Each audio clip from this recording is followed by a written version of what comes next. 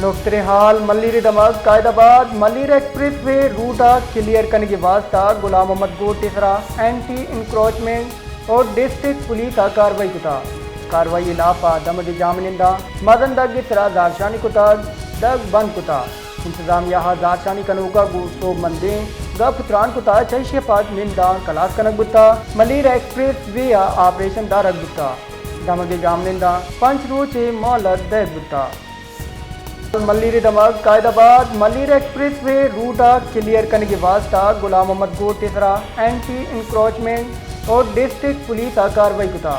कार्रवाई लाफा दमद जामिनिंदा मदन दग इसरा जारशानी कुता दग बंद कुता